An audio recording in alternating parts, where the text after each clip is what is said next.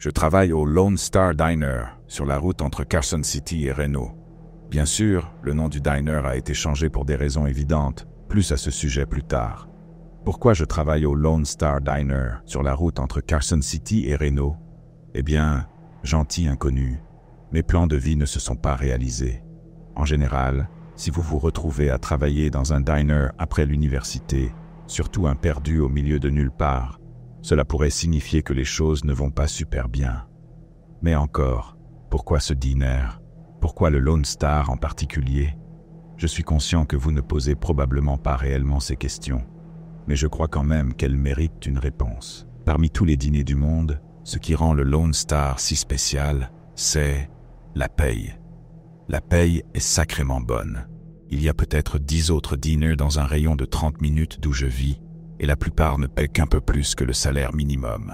Le Lone Star nous offre un généreux 50 $ de l'heure, et ce taux horaire est dû à une seule raison unique.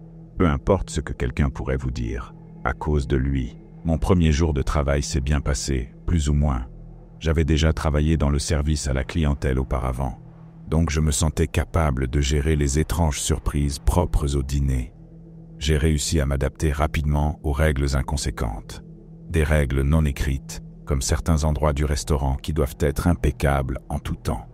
D'autres, la patronne s'en fiche royalement. Servir les clients rapidement mais pas trop vite. Les clients ici n'aiment pas vraiment quand on arrive trop vite. Laissez-leur le temps de sentir le sol sous leurs bottes, de fixer l'horizon avec amertume et de pleurer sur ce qui aurait pu être. Vous savez, le truc des dîners. Ils sont là parce qu'ils veulent être seuls. Pardon pour la contradiction. Bien sûr, des règles vaguement définies, murmurées seulement par des fantômes, s'étendaient aussi aux cuisiniers, même si vous étiez en quelque sorte le chef célèbre Marco Pierre White en personne. Votre mandat était de garder votre talent pour vous. Votre travail est de faire les classiques le plus correctement possible. Pas mauvais, mais pas génial. Juste assez médiocre pour être vraiment bon. C'est ce que les clients recherchent ici. Au fil des semaines, je me suis bien adapté. Vous voulez une médiocrité intentionnelle, de précision millimétrée? Vous êtes tombé sur la bonne personne. La plupart des clients voulaient simplement un café et un brunch, servis à vitesse moyenne, avec une cadence semi-prévisible de passage du serveur ou de la serveuse ensuite. Fait et refait.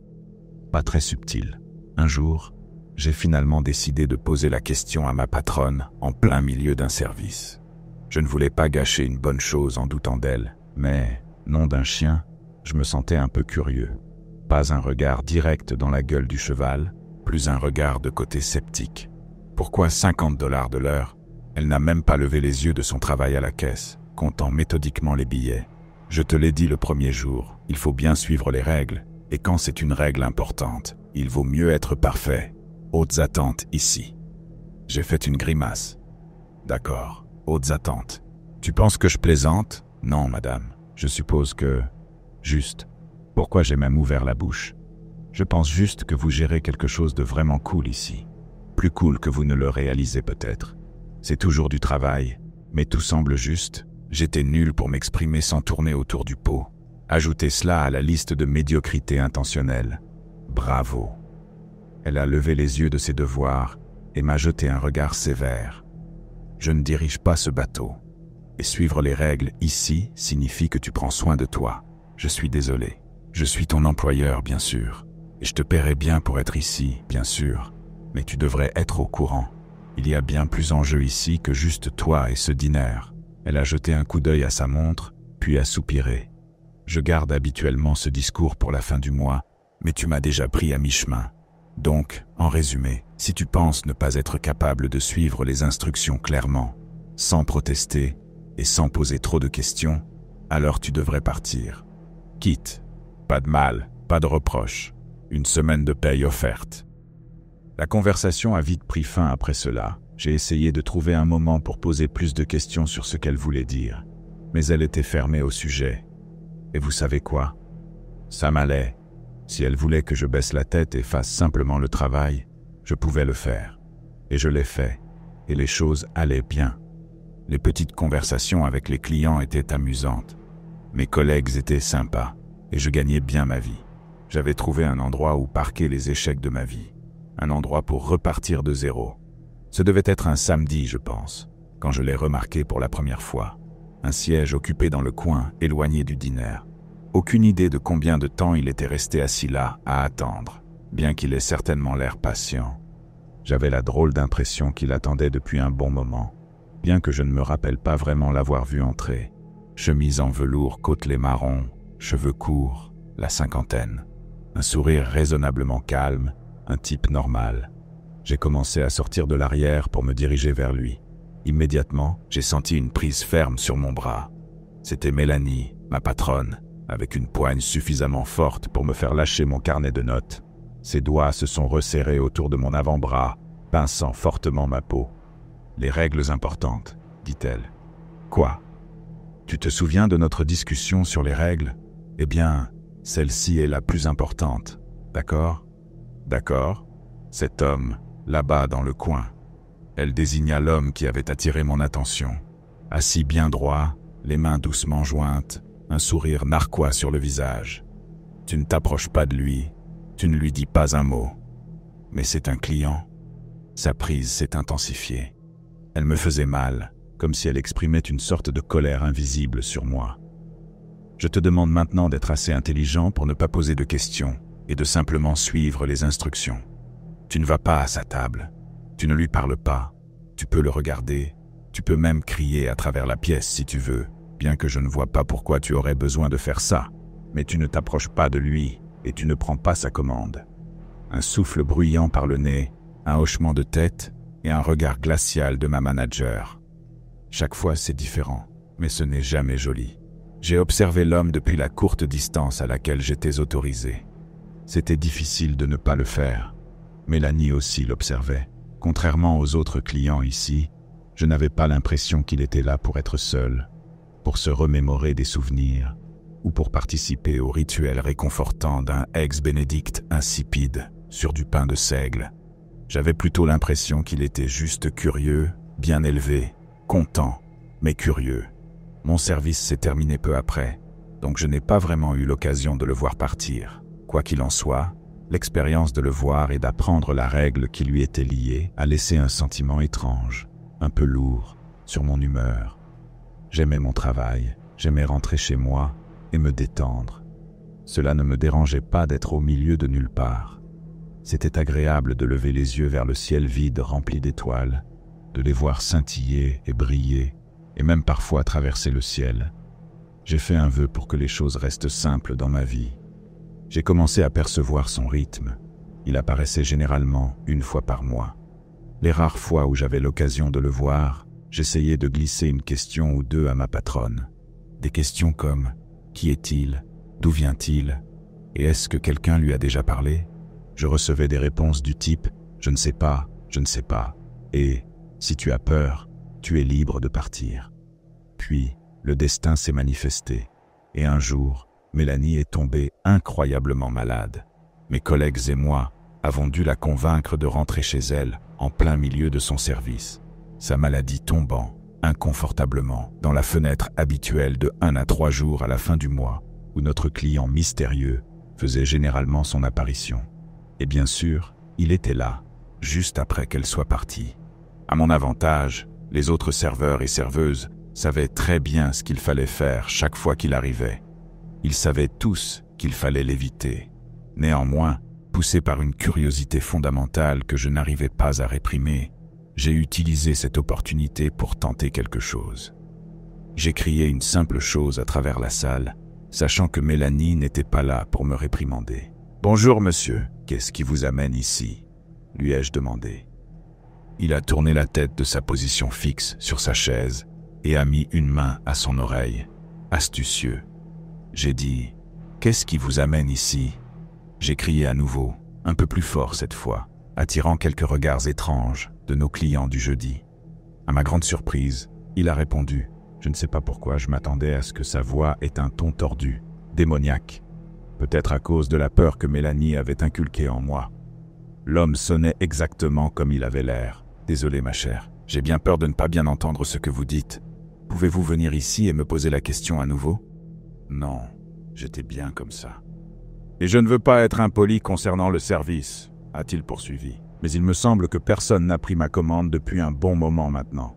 J'ai laissé l'échange se terminer là, détournant mon attention vers les autres clients. Comme toujours, ils finissaient par disparaître sans fanfare, sans le son de la cloche de l'entrée, ni aucune vue ou son de ses pas sur le sol du dîner. Nos conversations dans l'arrière-boutique à son sujet restaient désespérément brèves pendant qu'il était là. Juste, il est là et il est parti. Et parfois, quand on avait vraiment besoin de le dire, un simple « je me sens vraiment bizarre à propos de tout ça ». Il m'a fallu un certain temps pour comprendre d'où venait ma témérité à m'adresser à cet étrange homme d'âge moyen. En vérité, j'avais juste peur. Sa présence et toutes les questions liées à sa venue dans notre dîner perturbaient cet arrangement autrement agréable que j'avais trouvé. Cela me semblait juste, sur le moment, de rester au bord de mon courage et de lui dire quelque chose. Bien sûr, maintenant qu'il était parti, je me sentais encore pire. La semaine suivante, j'ai été invité à quelque chose de plutôt intéressant au travail. En général, j'avais une bonne visibilité sur ce que faisait Mélanie, la patronne, au quotidien. Le seul élément qui restait insaisissable était sa réunion bi-hebdomadaire avec un gars particulièrement bien habillé, ressemblant à un agent. Il y avait une présence assez régulière de policiers d'État, d'agents et d'autres personnes en uniforme qui venaient au dîner, bien que je n'y prêtais guère attention, au-delà du simple fait de le remarquer. À mi-chemin de l'essuyage des tables, seulement 1 heure après le début de mon service, Mel est passée et m'a dit « Hé, je veux que tu viennes à la réunion avec le grand patron, si tu as un peu de temps. » Le grand patron ? Bien sûr, oui, j'arrive. Nous nous sommes dirigés vers l'arrière et nous sommes assis à une table. En face de nous, déjà assis, il y avait un homme dans un costume impeccablement taillé, avec une discrète oreillette, l'agent mentionné précédemment. La table était jonchée d'un petit amas de notes, de papiers et de documents. Il a pris le temps de m'évaluer, me fixant sans interruption, comme un cerf devant les phares, sans se soucier de rendre la situation inconfortable pour moi. Puis, il s'est tourné vers Mélanie. « Elle est là depuis combien de temps ?» a-t-il demandé avec son accent rude de l'Ouest. « 6 mois, a-t-elle répondu. « Vous lui faites confiance ?» Je lui fais confiance. « Oui. » Il a laissé ses sourcils exprimer un « si vous le dites », puis il a poursuivi. « D'accord, alors apparemment vous avez eu une visite de l'homme errant la semaine dernière. Vous, a-t-il dit en désignant Mélanie, étiez absente. Mais vous, il a reporté son attention sur moi, étiez là.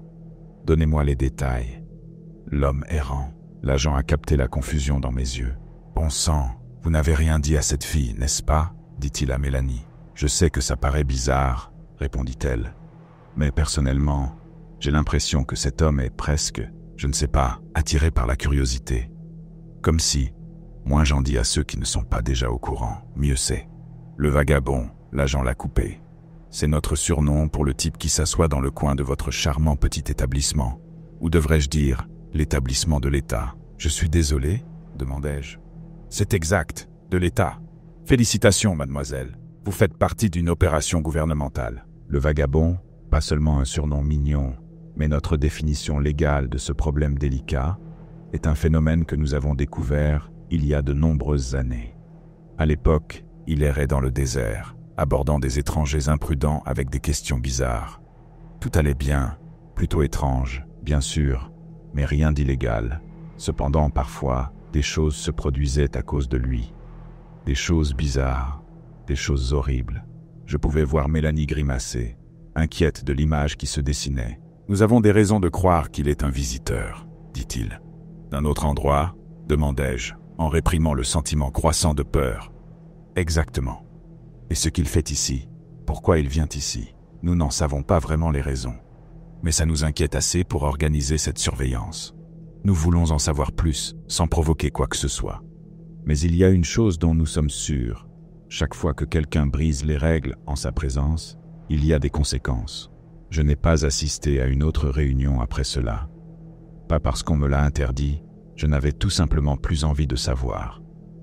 Mon instinct ne ressentait plus de curiosité. Il n'y avait plus qu'une peur sourde et persistante. Les agents et les policiers dispersés dans le dîner étaient désormais un rappel permanent de ce qu'était réellement mon emploi dans ce dîner miteux.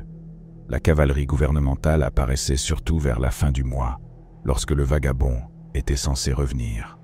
Quand il apparaissait, il ne faisait rien d'autre que de l'observer à distance, prenant subtilement des notes dans leur carnet. Il se comportait toujours de la même manière, il se contentait de rester assis, sans donner beaucoup d'indices à eux ou à nous, les employés du dîner. En parlant des employés, je me suis rappelé quelque chose que Mélanie m'avait dit après mon premier mois de travail ici. Le taux de roulement des employés dans ce dîner était incroyablement élevé. Sachant à l'époque combien tout le monde était bien payé, ça n'avait aucun sens pour moi. Maintenant, 7 mois après avoir commencé, avec un ensemble complètement renouvelé de cuisiniers, serveurs et serveuses par rapport à mon arrivée, j'avais vu de mes propres yeux à quel point sa déclaration était vraie. Aucun des anciens employés n'a explicitement mentionné cela, mais je suis sûr que la véritable raison de l'existence du dîner est devenue inconfortablement évidente pour eux au fil du temps, et ils n'ont pas pu la supporter. Moi, je suis resté, mais pas pour l'argent. En fait, je ne suis même pas sûr pourquoi. Nous avions désormais une nouvelle équipe de jeunes employés. Ceux qui comprenaient les termes vagues de la situation, comme Mélanie, moi et tous les anciens employés, restaient. Ceux qui ne pouvaient pas concilier la situation avec leur curiosité naturelle partaient naturellement. Et puis, il y avait Malcolm. C'était seulement sa première semaine. Il était un enthousiaste, un survolté. Il avait balayé une énorme liste de tâches et demandait déjà un nouveau lot de travail. Tout ce qu'il pouvait anticiper, tout ce qu'il pouvait apprendre, il était dessus. Il voulait être aussi utile que possible. Je pense que le salaire du poste, pour un gars de son jeune âge, était tout simplement trop alléchant pour lui. De notre côté, Mélanie et moi avons essayé de le faire ralentir. Nous lui avons tous deux donné le discours maintenant bien rodé. À ce stade, nous l'avions plus ou moins perfectionné. Il y a des choses étranges dans ce dîner. Des règles que tu devras suivre sans réfléchir. Des règles qui sont concrètes, immuables et non négociables, comme la gravité. Il a hoché la tête. À ce moment-là, j'ai vraiment cru qu'il comprenait. Et si ça ne te convient pas, et si tu penses que tu ne peux pas te protéger, alors tu ne devrais pas travailler ici, ai-je ajouté. J'avais toujours une sensation viscérale dans l'estomac, chaque fois que je voyais le vagabond dans le coin, pendant la même semaine où nous accueillions de nouveaux employés. Je suis sûr que Mélanie la ressentait aussi. Ces jours-là, Mel et moi nous occupions toutes deux de la caisse, et si nous voyions quelqu'un sortir de l'arrière, nous le stoppions, avec une simple prise ferme sur le bras. Malcolm est sorti, et j'ai fait exactement cela. Une prise rugueuse sur son avant-bras, tout comme Mélanie l'avait fait avec moi quand j'avais commencé. Il a sursauté de surprise. « Tu te souviens de notre petite discussion sur les règles ?» Il a hoché timidement la tête, comme s'il était déjà en faute. J'ai pointé l'homme assis à la table du fond, avec sa chemise en velours côtelé marron, fixant droit devant lui, sans raison apparente d'être là. « Eh bien, ai-je dit, tu ne serviras jamais cet homme, quelles que soient les circonstances. Ne t'approche pas de lui, ne lui parle pas. Fais comme s'il n'existait pas. » Malcolm a levé le sac poubelle qu'il tenait dans sa main gauche. Dans mon inquiétude, je n'avais pas réalisé qu'il sortait pour vider les poubelles. « Je ne fais que vider les poubelles, madame, mais compris. » Et puis il est sorti par la porte d'entrée, avec son assurance habituelle. La benne à ordures n'était pas aussi proche que nous l'aurions souhaité. Alors j'appréciais sa volonté de prendre cette tâche en main, si tôt dans son emploi. Je me suis retourné pour observer le vagabond. Ce jour-là, nous avions un groupe d'agents en salle, dispersés dans le restaurant. Le vagabond n'était pas du genre à parler souvent. Ce jour-là était une exception intéressante. « Messieurs, dit-il, si vous avez des questions, sentez-vous libre de venir me rejoindre à la table pour me les poser. » Les agents dans la pièce réagirent principalement par des rires étouffés. « Sérieusement, si vous venez vous asseoir avec moi, je serai heureux de tout vous dire. Vraiment, encore plus de rires, mais personne ne mordit à l'hameçon. » Et pourtant, il a continué, résolument. « Je sais que vous êtes curieux, je sais que vous prenez des notes, je sais que vous parlez de moi, je sais que vous avez construit cet établissement pour moi. Je vous connais. » Malcolm dépoussiérait ses mains en entrant par la porte latérale du dîner.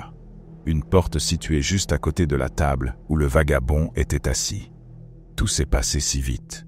Et pourtant, cela s'est déroulé devant moi avec une lenteur exaspérante, comme s'il y avait eu un instant, une seconde unique, où j'aurais pu intervenir. Le vagabond abandonna tout prétexte de conversation avec les agents, interrompant sa phrase et adoptant un comportement totalement nouveau. Il prit le rôle d'un homme misérable, fatigué, et dit d'un ton pathétique « 30 visites, service terrible à chaque fois », au moment précis où Malcolm passait à côté. Instinctivement, Malcolm sortit son carnet de notes de sa poche et tourna la tête vers l'homme. « Eh bien, je vous ai, chef. Je peux faire en sorte qu'il vous fasse quelque chose. Qu'est-ce que vous… » Et puis Malcolm s'est figé sur place. Le sourire du vagabond s'élargit en un rictus de chat du Cheshire. Son cou alternait entre tension et frémissement, manifestement excité. L'homme a commencé à se lever de sa chaise et immédiatement, ils ont tous deux disparu. Malcolm et le vagabond s'étaient volatilisés, totalement sortis de l'existence. L'insanité de l'instant fut interrompue par un message codé que j'entendis crier dans un mégaphone, un jargon d'agent gravé à jamais dans ma mémoire.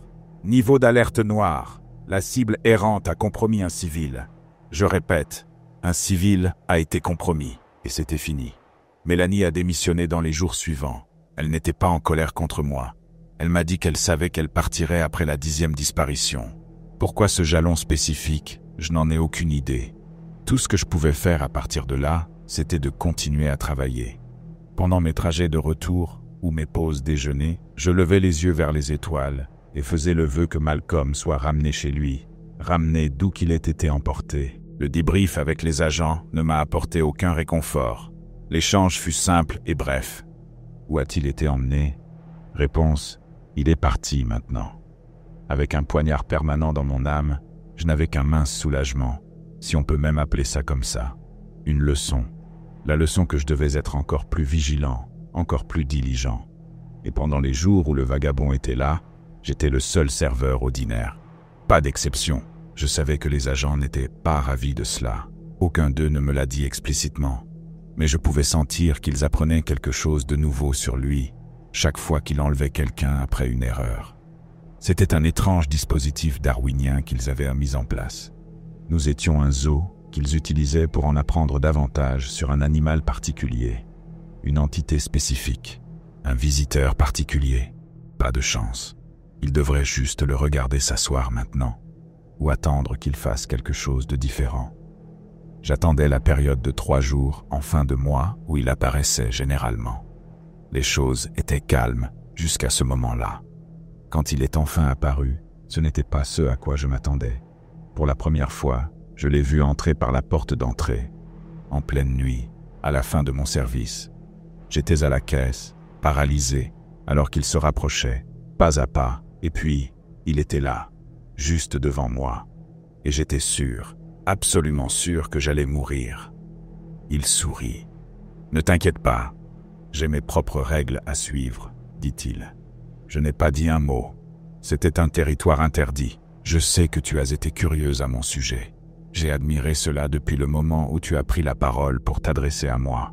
La curiosité prudente est une belle chose chez quelqu'un, surtout chez une espèce aussi imprudente. J'aimerais répondre à une question sur les raisons de ma visite. Je suis sûr que tu aimerais savoir pourquoi je suis ici, n'est-ce pas? Je ne suis plus curieuse. Je vous jure que je ne le suis plus. Il rit. La réponse est vraiment douloureusement simple. Ce petit jeu, cette petite mascarade que je joue, est juste tellement incroyablement amusante. Ne me tuez pas, je vous en supplie. Vous avez vraiment une planète merveilleuse. Je reviendrai bientôt, promis. Donne-moi 1 mois, peut-être 2 cette fois. Il m'offrit un sourire sincère, des yeux bienveillants. Je reviendrai avec un nouveau jeu. Puis il disparut. Il m'a fallu un moment pour réaliser qu'il y avait une boîte à gâteaux posée sur le comptoir à côté de moi. Peut-être était-elle là pendant tout le temps qu'il me parlait. Peut-être qu'elle s'était matérialisée juste après son départ. J'ai ouvert la boîte pour trouver la tête coupée de Malcolm, avec une expression vide sur son visage, posée sur un lit de fleurs mal arrangé, comme si quelqu'un avait voulu créer un arrangement floral sans en comprendre la signification. Au-dessus de cette présentation macabre, écrite d'une écriture enfantine, se trouvait une note disant « Je l'ai ramené, comme tu l'as souhaité ». Le pire dans le fait d'être coincé dans un dîner au milieu de nulle part, c'est de réaliser qu'il n'y a vraiment nulle part où fuir. Chaque partie de notre planète est enveloppée d'étoiles, de ciel ouvert. Quelqu'un pourrait arriver n'importe quand.